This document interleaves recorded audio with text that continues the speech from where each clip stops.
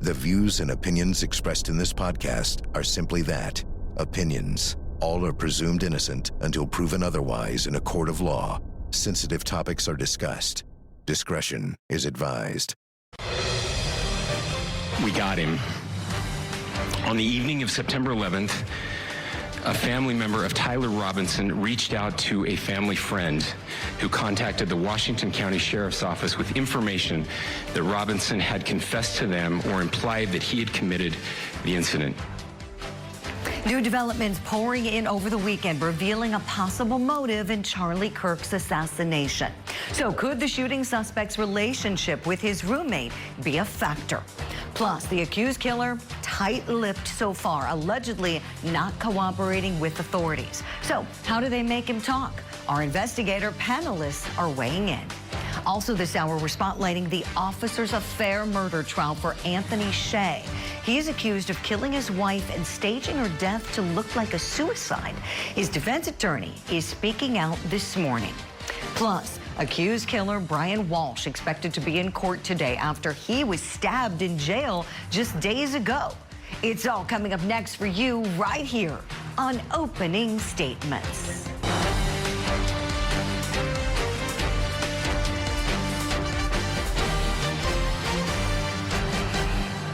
Good Monday morning to you and welcome to Opening Statements. I'm Julie Grant. I hope you had a great weekend. We've got a great show planned for you, so we'll get it started as we always do by having you grab that cup of coffee or tea or hot water with lemon, whatever you like in the morning. It's time for my opening statement. Author Chad Daybell is returning to writing. The death row inmate is writing a series of letters being published by his daughter, according to reporting by the U.S. Sun. She's publishing them on the website Letters from Chad. The prophet's writings say that his purpose is to share his story, unfiltered, straight from him. He blames the media for not accurately portraying him. He claims he's a gentle person and not a killer, and says he hopes his letters generate healing, reconciliation, and understanding. There are 5 letters so far. None of them speak about murdering his first wife, Tammy, or his second wife's 2 kids, Tylee Ryan and JJ Vallow. He claims that he's laying the groundwork about who he is before he speaks about the things that happened in 2019. The prophet did not mention his cult mom wife, Lori, in any of his letters, but he did reminisce about his life with his first wife, Tammy. Says he still loves her, calls her an angel on earth. And he's sticking to a story that she hadn't been well and just passed away in her sleep. So, my friends, I want to know who the prophet thinks that he is convincing with that garbage. If he wanted to tell a story, why didn't he tell it to the jury? Oh, wait, I know why. Because he murdered 3 people and buried 2 helpless children in his backyard. That's probably why he didn't want to be asked about those things. Now, in his weird letters from prison, he can say whatever he wants, totally unchallenged and unchecked. Okay, Mr. Doomsday, you go ahead with your letters. You keep living in your obvious state of denial. Nothing that you write, though, will bring back JJ, Tylee, or Tammy. And your denial won't get you off of death row. That's my opening statement. Let me know if you like it. Right now, it's time for your daily docket. When the vehicle stopped or after the vehicle stopped, any noises that you recognized? She just kept saying, "Mommy."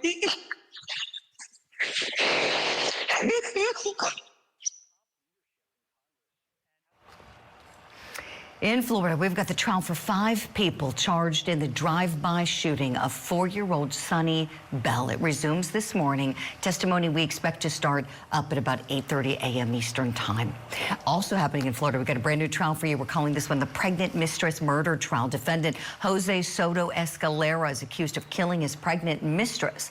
Opening statements in that one kick off at 9 a.m. Eastern.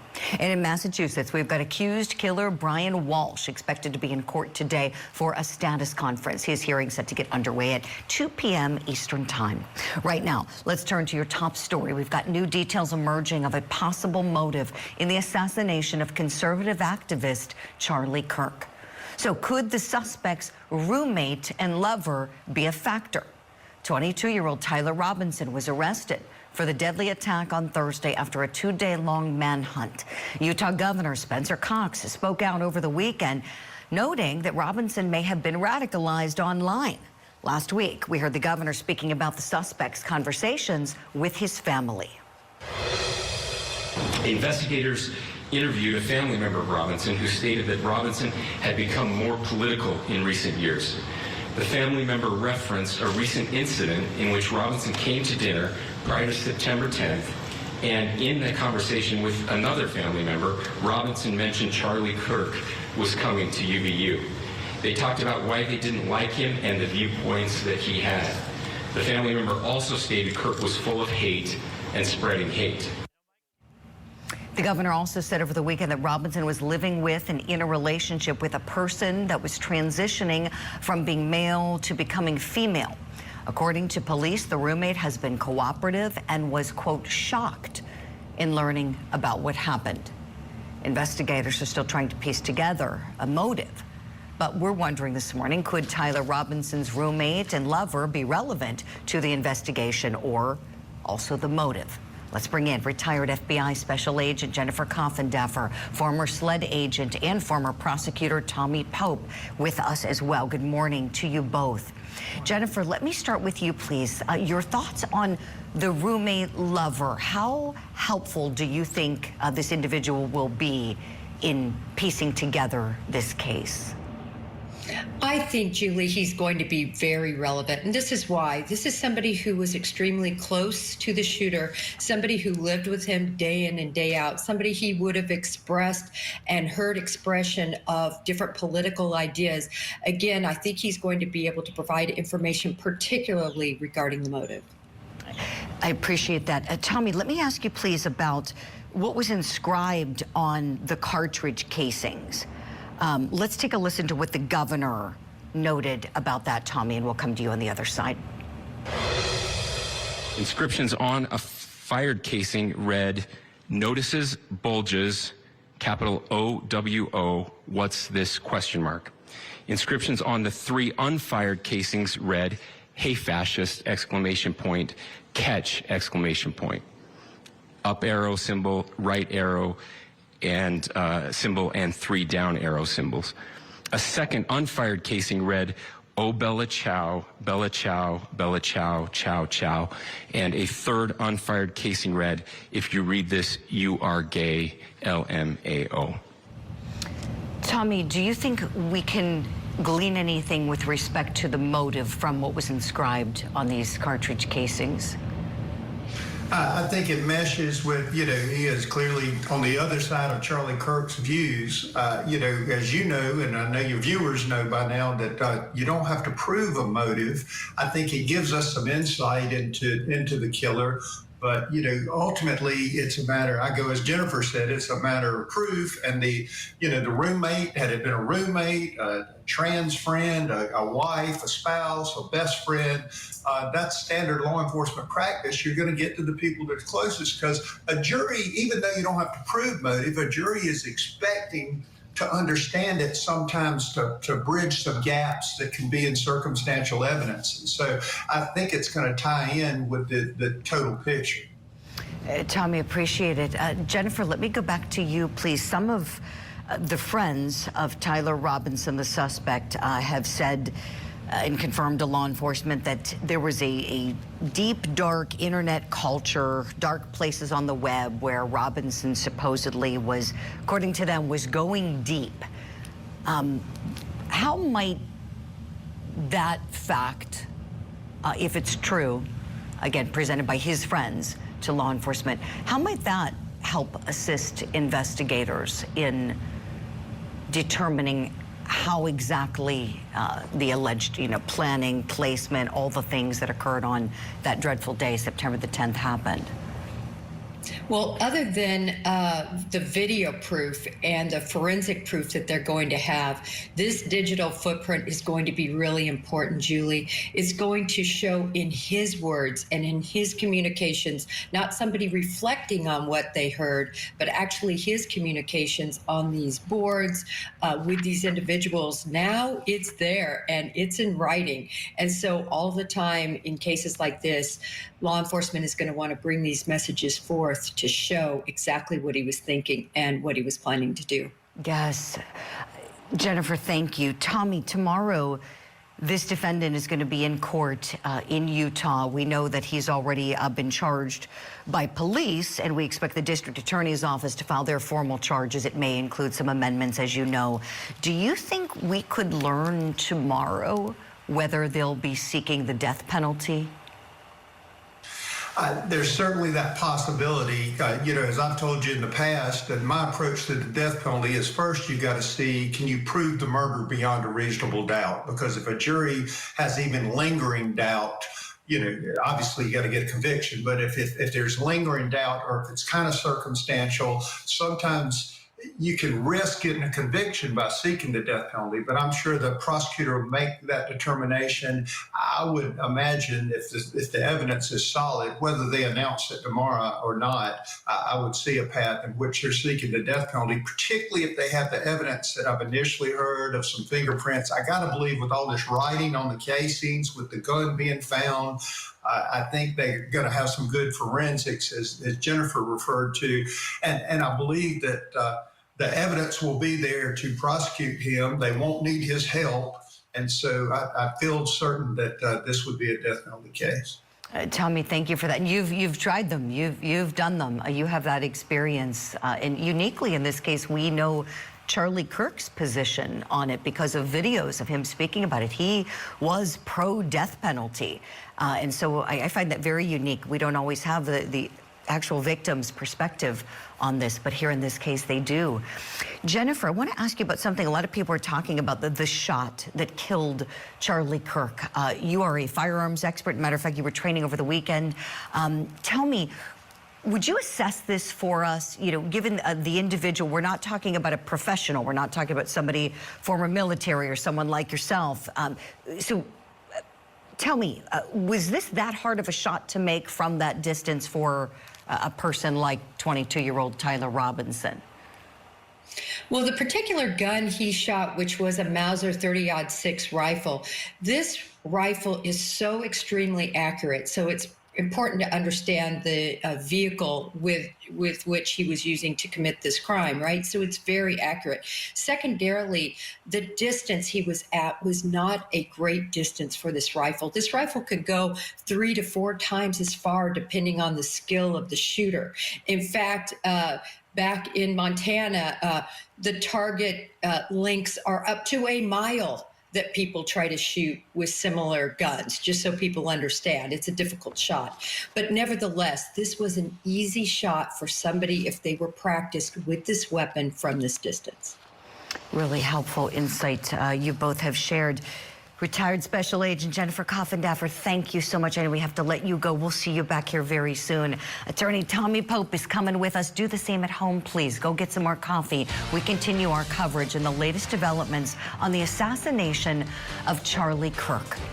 The suspect reportedly not cooperating with police, so we'll talk about how to get him to talk.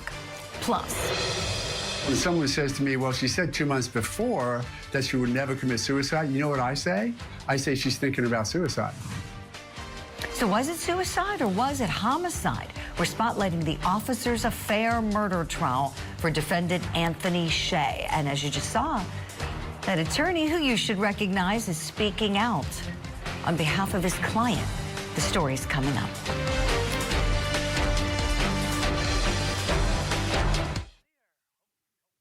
The Court TV podcast will return. Man, just, you hear the pop and then you just see like hit his chest and then just blood squirted out of him all over the table and then he just fell over and I just, like, I'm shaking. As the assassination of conservative activist leader Charlie Kirk continues to be a trending topic, we're learning more about the alleged assassin, defendant Tyler Robinson. The suspect tight-lipped on any shooting details. While speaking with ABC News, Utah's Governor Spencer Cox gave this update on the case, including Robinson's reluctance to speak with law enforcement. He has not confessed to authorities. He is not cooperating. But all the people around him are cooperating, and I think that's very important. We're collecting much more, including forensic evidence that is coming back from Quantico that will help us tie the shooter to the weapon and everything else. So that's all being processed right now. The governor went on to say that more information will be revealed in the coming days as charges are expected to be formally filed by the district attorney's office on Tuesday. So we're asking our panelists, how do investigators work around this uncooperative suspect? Let's bring in criminal defense attorney and former prosecutor Mario Gallucci and retired police lieutenant Mike Gould. Good morning to you both. Lieutenant, you know I want to start with you on this, please. How do you make a guy like this talk? Well, I think time, when he's isolated, if he's shut out from the outside world, internet and so forth, that has a tendency for somebody to start cooperating. But when his privileges are taken away. But frankly, I don't know the necessity of this. You have the gun, you got the bullet, you got videotape, you have an enormous amount of forensic evidence here, similar to the Luigi Mangione thing. So it would be nice, icing on the cake, maybe get some insight into a maniacal brain. But other than that, I think time he'll talk, or more importantly, as the governor said, his family and friends will kind of put this together. I think they already have it, frankly. I'm sure Mario can add greater insight. Really sharp point you made there, Lieutenant, about how essentially you're saying, you know, if my case, I don't care if this guy talks because I've got enough. I don't need him to say a word. I'm confident in my case, my evidence. He can sit there and be quiet for all I care. Appreciate that. Mario, you know I want to go to you on the other facet of this. So the legal aspect. So if investigators aren't extremely careful on how they go about approaching all that, great defense attorney like yourself is going to get in there and uncover what's wrong. So tell me, what are some of the things that you would be looking for at this point in time? He's hit the jail. What about counsel? Talk to me, Mario. So you can't compel somebody to testify against themselves. I mean, it's under the Fifth Amendment of the Constitution. You have a right to remain silent, and that's what Miranda is for. As far as an attorney, I would be in there immediately to counsel him and tell him to keep remaining silent. The only time I would ever counsel a client to maybe speak is if there is an incentive for him to speak. So in this case, he's looking at the death penalty. If they take the death penalty off the table and say, look, if you confess to this, you're gonna, you'll serve the rest of your life in prison without, the death penalty, maybe that's something to consider. But why would they do that? I mean, as was just spoken, they have more than enough evidence for a conviction here. They have the gun, they have more forensic evidence, they have his friends, they have the roommate. So, there's no reason to give him a specific deal in this case unless they think that there's co-conspirators. Are there other people out there that he conspired with? Those are some of the things I would be looking at if I were law enforcement. Yeah, I really appreciate it, Mario. Let's take a listen to what Charlie Kirk's wife, Erica, said when she addressed the nation from the headquarters of Turning Point USA, the company that her husband founded. She stood right next to the chair that he used to sit in. Let's listen to some of what she said. I will never, ever have the words to describe the loss that I feel in my heart. I honestly have no idea what any of this means. I know that God does, but I don't. But Charlie, baby, I know you do too. I know you do. Oh, just so heartbreaking watching Erica Kirk there. The children that they shared together, you have to wonder, the daughter's 3, the son is just a matter of months old. You have to wonder, are they going to have memories of their dad? This is just horrific. Lieutenant Gould, let me go back to you here, please. When we think about what law enforcement does with the family, people don't get to see that. They don't get to see those interactions, all of the work that people like you have put into cases throughout the years, all the energy you pour into them and what goes on behind closed doors. Would you kind of give us an idea of what it may be like for these investigators working this case and the communications they're having with Charlie Kirk's family? Yeah, Julie, I mean, this is nothing new. Look, this deeply saddens me. The widow's wife was very moving, but none of this was surprising to me because nothing new is here. This reminds me of the John F. Kennedy assassination that I witnessed when I was a young kid. That little John Kennedy had two young children, and thankfully they grew up to be very apparently stable and great human beings. So that's obviously the job of psychologists, the family. I think they're in a better condition than the average person. I mean, unfortunately, children lose parents unexpectedly every day. So it is a challenge and it is heartbreaking, and I certainly don't want to be. And law enforcement usually isn't the ones that are actually interacting with the children, you know, once the death notifications are made. Social workers and psychologists. But it's an extremely sad and difficult, but not surprising, and we're going to deal with this again and again in the future. As we've had political violence since Lincoln was assassinated in 1865, so nothing surprising here to me. Yeah, Lieutenant. One thing for anybody who might have missed, we had you on the show the other day, and you shared the one thing that was surprising. It was what seemed to be the lack of security on the rooftops. Would you mind speaking to that, looking at this with all your many years of experience, what you see as big mistakes that were made here? Yeah, Julie, this really kind of upset me because I feel that this was a kind of a lack of security, frankly. People talk because he wasn't a political candidate. But there's an assembly of 3,000 people in a fishbowl, basically sitting ducks, as was Charlie. And there was no rooftop surveillance. We just learned this a year ago. And I talked to my colleagues about that, and their first thing is, well, we can't put people on roofs all the time. I'm not talking about putting Navy snipers on the roof. I'm talking to put a volunteer with a radio or a cell phone on the highest point.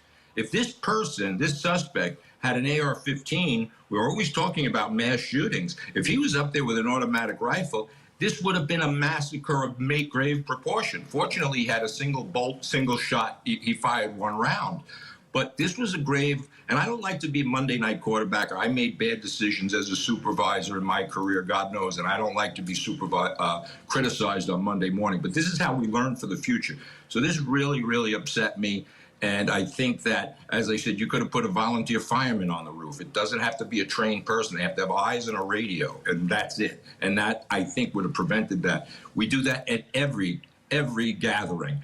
Parades in New York City, there's always rooftop surveillance.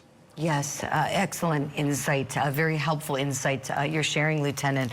Look, it's done. I mean, unfortunately, there's nothing that can bring Charlie Kirk back, but we can learn from these mistakes. And if things weren't learned when they should have been learned, when President Trump, had that assassination attempt on his life, then what's it going to take? My gosh, what is it going to take? Too many of these instances are occurring. Mario, let me ask you about something else. I keep hearing a lot of questions about this, and you practice in both state and federal court. Do you think there could possibly be a basis for any federal charges as well to come with this case? Well, I'm sure the U.S. Attorney's Office out of Utah is looking into it. It could go both ways. You could do a state or a federal case here. If you wanted to do a federal case, you would have to bring some sort of action against the nation, saying that what he committed here was an action against our nation by the killing of Charlie Kirk. That Charlie Kirk, although not a political figure, was a prominent figure, and did speak out against what he believed in, and that as a result of that, they could try to find some sort of conspiracy. It might be better tried as a state case here, and Utah's all over this. They're doing the investigation they did was wonderful. I mean, they were right on this right away. So, it could go federal, but I believe it's going to remain in the state. Mario, thanks so much for weighing in on that. I really appreciate that. And who knows, perhaps the death penalty factor may be what decides things. You know, when you think about, right, you know, this only certain federal charges will carry the possibility of the death penalty, where we know if they pursue aggravated murder in Utah, they can certainly get there on these facts. Mario Gallucci, you are sticking with us. We appreciate that. Go get some more coffee, friend. Lieutenant Mike Gould, thank you so much for your time, your expertise, for coming on today. We'll look forward to having you back very soon. When we come back, we're going to be spotlighting a brand new case for you. This one we're calling the Officers Affair murder trial for defendant Anthony Shea and his very high-profile criminal defense attorney, who you will recognize, a friend of Court TV and a friend of the show, is going to be sitting down with us. That interview is next. Plus, accused killer Brian Walshe stabbed in jail last week. Well, today, he's set to appear in court. What's that going to be like? Our Legal Eagles weigh in.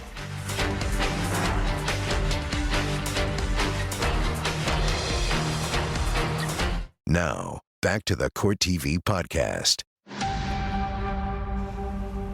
Welcome back. This morning, our spotlight is on a new case that we are tracking for trial here at Court TV. We're calling this one the Officers Affair murder case for defendant Anthony Shea. So he's accused of killing his wife, Ellie, after claiming that she died by suicide. Now, both of them served with the Orange County Sheriff's Department in Florida. Now, he is currently being held without any bond. Court TV field reporter Cody Thomas spoke to Shea's high-profile defense attorney, Mark O'Mara. Well, good morning, Julie. This is such a tragic case, not only involving two former Orange County Sheriff's Office deputies, but a husband and wife. Now, of course, the state says Anthony Shea planned to kill and had this whole long-winded plan to kill his wife, Ellie, but the defense says that she killed herself. A gruesome scene in the Shea residence in October of 2024 when this all happened. At the time, Anthony Shea had resigned from the Orange County Sheriff's Office due to an internal investigation into an affair he was having while on duty. His wife Ellie found out about the affair, but Shea's attorney says that doesn't point to motive. Since we now know that 60% of the people, or more than 50% of the people, end up in some type of marital discord and divorce, okay, does that mean that 50% plus kill their spouses? One of the cornerstones of the state's case relies on cell phone evidence, Ellie's last sent texts, and a 54-minute accidental audio recording that the defense says may not hold much weight when this case makes it to trial. The state is saying there's 54 minutes of silence, and therefore there could have not been a gunshot during that 54 minutes, and therefore it had to be before, therefore it had to be him. The state has also presented evidence of a voice note Ellie sent a friend 2 months before her death, saying suicide would be an easy way out and that she wanted to be here for her daughters. Shea's defense pushed back on that evidence. If that's what she did, was commit suicide, which is the defense position, then at some point she thought in her own mind that that was a rational thought process. I don't know why she thought that, but it seems as though she did. Now, Julie, the defense says that this case is built on nothing more than assumptions and circumstantials. Anthony Shea is currently being held without bond, and his trial is scheduled for February of 2026. That's the latest on this case, Julie, thus far. I'll send it back to you. All right, our thanks to Cody Thomas for that report. Now let's bring in our Legal Eagles. I've got two high-profile attorneys on the show with me this morning, Mario Gallucci and Tommy Pope. All right, so let's talk a little bit about what attorney Mark O'Mara is saying here in this interview. So he seems not concerned, you know, but he's a very good defense attorney, right? This doesn't seem like this is going to be a slam dunk for anybody. Mario, do me a favor, kind of assess this case on both sides. Tell me what are the things that are jumping out at you that you think are going to be some challenges, please. So I love Mark. I mean, he's doing a great job. He's getting right out in front of this. I mean, this was just basically an arraignment, and he's already created, you know, a defense. He's getting his side of the story out there immediately, which is something I try to do all the time. The best part about this case is it's a circumstantial case. There's no direct proof.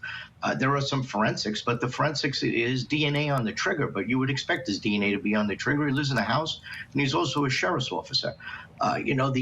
The 54-minute accidental recording. I love these accidental recordings. I just had this in a trial I just did that you know about, the Gregor trial. We had an accidental recording. Most people, I've never had an accidental recording. I don't know many people who have accidental recordings, and the state is relying on this accidental recording to say you don't hear a gunshot. So I believe that Mark will probably try to keep that evidence out from the jury and move forward. I think, and talking about suicide, when somebody talks about suicide, it may mean that they're thinking of it, which is troubling, and that's something that Mark has just put out there also. So far, he's doing a great job of getting ahead of this and putting the story out there. Mario, great insight. Thank you. Let's play that audio you referenced. So this accidental recording apparently is a big part of the state's case. Again, this is from victim Ellie Shea's phone. They played some of it during her husband, Anthony's bond hearing just last week. Let's take a listen. From about 40:26 until 41:15 is the defendant inside the room with his deceased wife? Yes. And are we hearing the first noise that he makes? Yes. Just now? I need help. My wife shot. Where was she? 80. Help.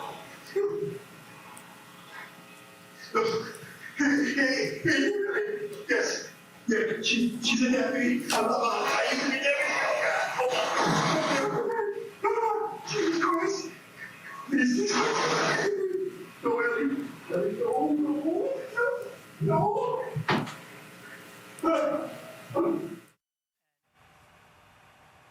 Okay, Tommy Pope, your thoughts on this recording? How helpful do you think this is going to be to anybody's case? I was trying to understand, Julie, in the placement of it, if that was him, was he then calling 911? I was doing what Mario's doing, trying to lean into here and understand. If that's what it is, then, suddenly why this long time and now you're going to be excited or now you're going to be upset. But I'll go back to all the things Mario said earlier. I think it's going to be a tough case. Your traditional forensics are perfectly explainable with the, sharing the gun, sharing the household. The suicide talk, I think, it can be in or out of context. I think that's important. When we've had somebody we knew took their lives, we'd always, kind of discuss as a family how that's just not an alternative, but it doesn't mean, I may have said in my life, well, suicide would certainly be easier, but that's not what you're going to do. So again, I think you're going to have it in some context, but I think it's going to be a very difficult case for the prosecution. Tommy, thank you so much. Sharp analysis there. So, Mario, let me bounce this off of you. The state's contention is that Ellie Shea was shot by her husband, who then took the daughters that the couple shares together to the grocery store. And then they say that's when he came back to the house after the grocery trip and called 911 to supposedly report this as a suicidal death. Does that story make sense to you from a defense perspective, Mario? So the way the story, from what I understand, is that it was marital discord between the two of them, that they had gone to church the night before. They had come home and had an argument. I believe he's being accused of having some sort of extramarital affair, that the fight was over that, and that in the morning she woke up and she said she needed her space. I believe there were even text messages to that effect, that she needed her space, and that she asked him to take the kids out of the house and go to Publix and give her that time, thus creating the ability, he's out of the house. Now you have the perfect alibi. He wasn't home when this occurred. He was in Publix and he's on video doing this. This is something that Mark is probably going to run with. That's a big piece of evidence for the defense, that he was out of the house, he was shopping. It's consistent with marital discord. It's consistent with her request that she needed her space. And maybe she sent him away needing her space because she knew what she was going to do, unfortunately. Appreciate it. We'll leave this case here for now. We know that trial is tentatively set for February. So really, when you think about it, this is going to be right around the corner, and we'll report any other big developments. Big thank you to you both for weighing in. We're going to hit a break. When we come back, here's what's next on Opening Statements. There were also more Google searches on January 2nd. Cap saw best tool to dismember. Can you be charged with murder without a body? Can you identify a body with broken teeth? Accused killer Brian Walshe expected to be back in court today after he was just stabbed in jail days ago. We'll talk about it next.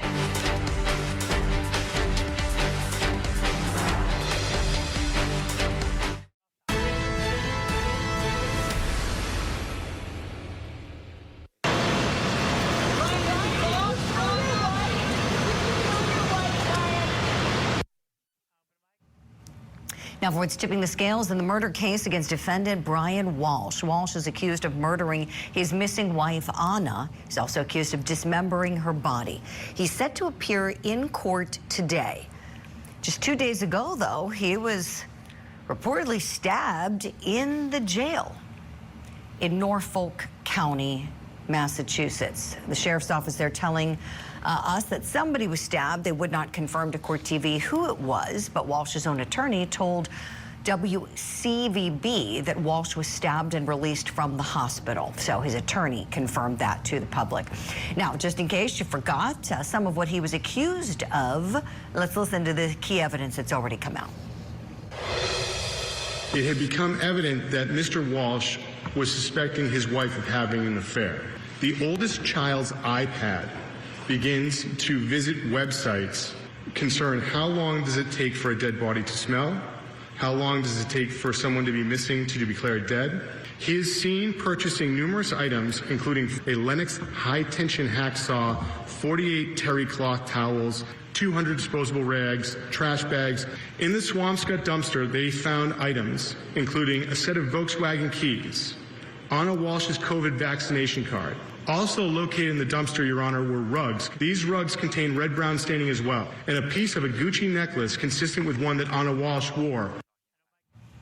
Let's talk about this case. Let's talk about how the stabbing supposedly happened. What's ahead for this guy as he comes to court today to face those murder charges with respect to his deceased wife. Let's bring back in criminal defense attorney Mario Gallucci. Welcome in former NYC corrections officer Elias Hussamadeen. Good morning to you, gentlemen. Elias, let me start with you, please. The jail tells us a, quote, blunt instrument was recovered by officials. So how are these things supposedly made in what is supposed to be a secure environment?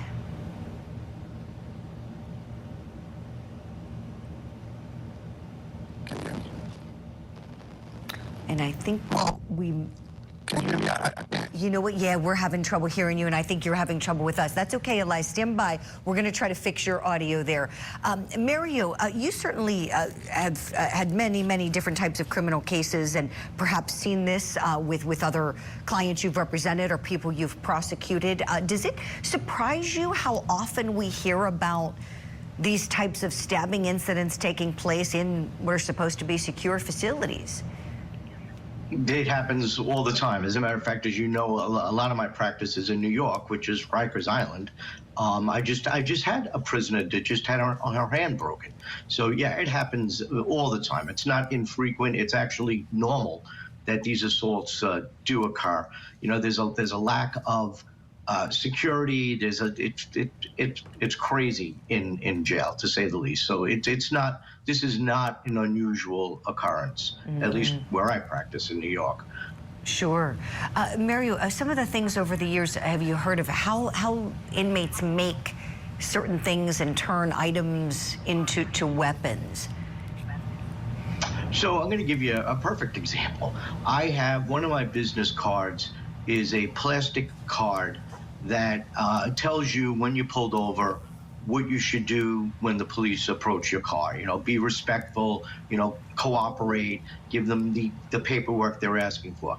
Well, when I give those plastic cards out to a client that ends up going to Rikers Island, being held on a securing order of some type, they remove those cards from them because they could make that into a knife. They carve them down, they run them on the ground until they make a knife out of it. So something as simple as a plastic card, I've heard them doing it with paper. You could, roll paper up and just sharpen that up. It's done, and it's done on a regular basis. They create these weapons. Mario, thank you. Thank you for that. This is helpful. And Elias, I think we have you. So we'll cross fingers and hope we can get the tech gremlins out of the way so we can get some answers from you. Having served in corrections, for many years, Mario and I were just talking. I wanted you to weigh in on this, please. How it's like the ingenuity is incredible sometimes. What inmates are able to do with certain items and make things that shouldn't be dangerous. Would you speak to how that happens, please? Well, Mario is 100% correct. Like he said, a business card that's plastic, a toothbrush. Inmates have made weapons out of a tooth, having a tooth extracted, and the dentist give it to them. They sharpen it up, and I've seen them stab another inmate with it. They can make a weapon out of, like he said, like almost anything. To defend themselves, protect themselves, or to hurt someone else. So it's absolutely true. We have to go through their things meticulously to make sure that they're not able to take these things and turn them into weapons, for sure. Yes. And Elias, tell me, we know in Brian Walshe's case, he was taken to a hospital away from the Norfolk County Jail to be treated, and then he was returned to the jail to be rehoused there. Would you walk us through what type of precautions need to take place and what kind of guarding situation goes on when you have an inmate like him accused of murder at a hospital around civilians getting treatment?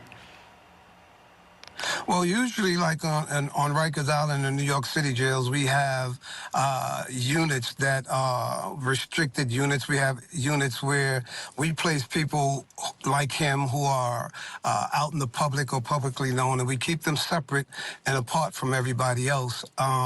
This situation here is not uncommon. It's not uncommon for an inmate to stage a situation where he may get hurt or stabbed for a lot of different reasons. They don't want to go to court. They want to delay the trial.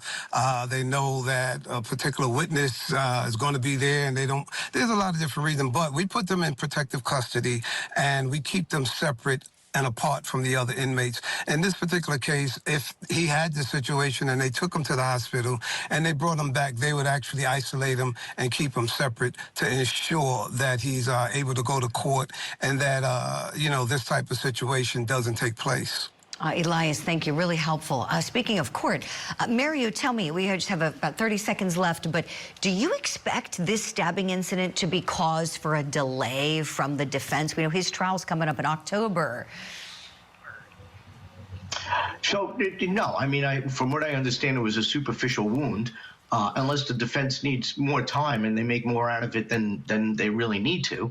But I would think that the trial would go forward unless it's, in some way going to impact his ability to sit in the courtroom and listen to what's going on. I mean, the most important person in the courtroom is going to be the defendant. He was the one. Right. So I think yes. Right. You think it's moving on forward. Yeah, a lot of people watching this case, as you both know. We'll be talking about it more here on Opening Statements. Got to leave it there for now. Mario Gallucci, Elias Hussamadin, thank you both for the great insight this morning. We'll see you soon. That's all for this episode of Opening Statements, my friends. I'm your host, Julie Grant, and it's been great being with you. On this show, I am calling out any pants on fire moments in our big trials and true crime stories, and I want you to come along with me. Opening Statements is live every weekday morning at 8 a.m. Eastern on Court TV. Thank you for downloading this episode. Please subscribe, leave a review, and share it with your friends. You can watch past shows anytime you like on CourtTV.com.